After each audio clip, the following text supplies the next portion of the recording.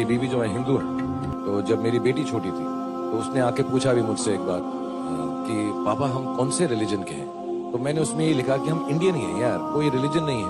सवाल है कि अगर एक मुसलमान लड़का हिंदू लड़की से शादी करता है तो क्या वो मुसलमान लड़का हिंदू के घर में जाके नमाज पढ़ सकता है, और क्या वो लड़की मुसलमान के घर में पूजा कर सकती है?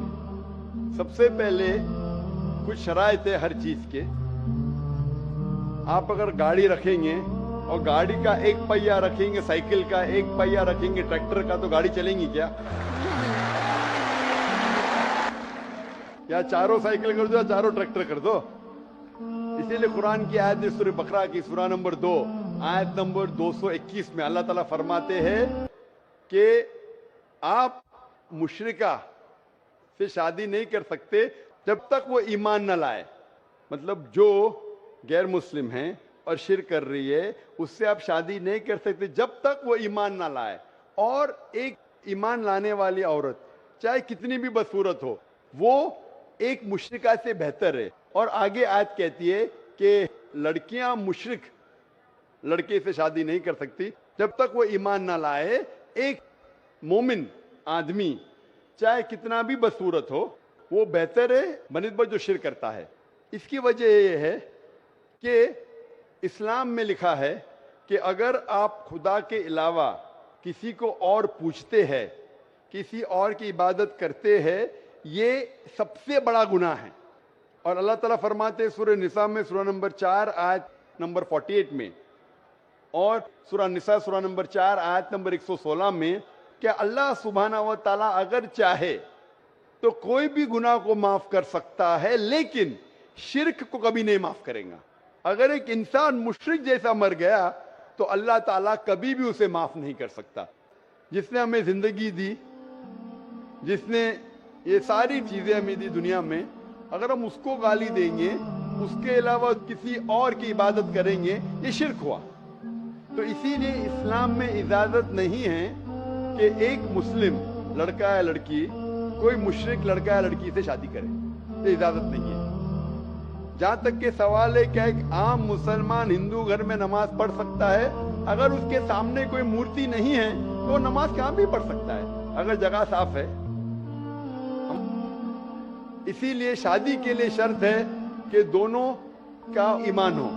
और अगर आप हिंदू मजहब पढ़ेंगे तो हिंदू मजहबी किताब में भी यही लिखा है जो मैंने पहले पेश किया, पहला जो सवाल था भाई साहब का, और मैंने कहा कि हिंदू मजहब में भी यही लिखा है, ना तस्य प्रतिमास्ती, उस ईश्वर, उस भगवान, उस खुदा का नहीं, कोई मूर्ति नहीं, कोई फोटोग्राफ नहीं, कोई पेंटिंग नहीं, कोई पोर्ट्रेट नहीं, कोई आइडल नहीं, कोई स्टैच्यू नहीं। अगर ये मान ले कि कम से कम जो यकसा है हिंदू और इस्लाम के मजहबी किताब में, कम से कम उसके ऊपर अमल करे तो अक्सर हमारे मुश्किलात दूर हो जाएंगी। जो यकसा नहीं है उसको कल डिस्कस कर सकते हैं। और अगर आप तहकीक करते हैं, तहकीक करते, हिंदू मजहब की किताब पढ़ते और इस्लाम मजहब की किताब पढ़ते, दोनों में लिखा है खुदा एक है, दोनों में लिखा है कि खुदा का कोई बुत नहीं है, दोनों में लिखा है कि खुदा के अलावा किसी और की इबादत नहीं करना चाहिए, दोनों में लिखा है कि आखिरी पैगंबर मोहम्मद सल्लल्लाहु अलैहि वसल्लम में, दोनों में लिखा है कि शराब नहीं पीना चाहिए। मैं हवाले दे सकता हूँ और मैं तकरीर एक दिया हूँ, similarities between Islam and Hinduism, इस्लाम और हिंदुइज्म में यकसानियत दोनों किताब में है। आप अगर पढ़ेंगे कुरान मजीद में सूरह माइदा सूरा 5 आयत नंबर 90 में लिखा है कि शराब पीना हराम है। अब Manusmriti chapter number 9 verse number 225 पढ़ेंगे, उसमें लिखा है शराब पीना हराम है। कुरान में लिखे सूरह माइदा सूरा नंबर 5 आयत नंबर 3, सूरह बकरा सूरा नंबर 2 आयत नंबर 173, सूरह अनाम सूरा नंबर 6 आयत नंबर 145 और सूरह नहल चैप्टर 16 वर्स 115 में हुर्रिमत अलैकुमुल मैततु वद्दमु वलहमुल खिंजीर वमा उहिल्ला लिगैरिल्लाह बिही। क्या आपके लिए हराम है मरा हुआ गोश्त, खून, सूअर का गोश्त और वो खाना जिसके ऊपर अल्लाह के अलावा किसी और का नाम लिया गया है? आप अगर हिंदू मजहबी किताब पढ़ेंगे उसमें भी लिखा है क्या सूअर का गोश्त खाना हराम है। अगर आप तहकीक करेंगे काफी यकसानियत है। इस्लाम मजहबी किताब में लिखा है कुरान में सूरह नूर में सूरा नंबर 24 आयत नंबर 30 और 31 के अंदर हिजाब के बारे में, औरत को अल्हम्दुलिल्लाह हिजाब में होना चाहिए, सर से ढका होना चाहिए उसका जिस्म। आप अगर हिंदू मजहब की किताब पढ़ेंगे, ऋग्वेद बुक नंबर 8 में लिखा है और ऋग्वेद बुक नंबर 10 में भी लिखा हुआ है कि औरत को अपने सिर के पल्लों को डालना चाहिए चेहरे पे, करना चाहिए। तो और इस्लाम मजहब में जो मजहबी किताब में लिखा है, लेकिन अफसोस की बात है कि मजहब के ठेकेदार ये चीज का जिक्र ही नहीं करते। क्यों?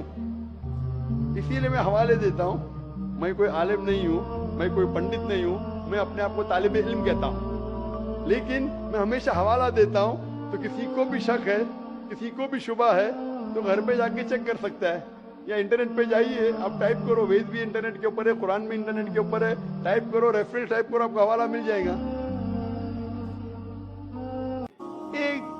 एक मुसलमान कह रहा था, पतला सा, टोपी पहने हुए, दाढ़ी रखे हुए, कि मूर्ति पूजा गलत है। लिखा है श्वेताश्वेतर उपनिषद अध्याय नंबर 4 श्लोका नंबर 19 में। ये क्या सही कह रहा है? आप लाइब्रेरी में जाओ और उसका तर्जुमा पढ़ो, आपको पता चलेगा क्या लिखा है।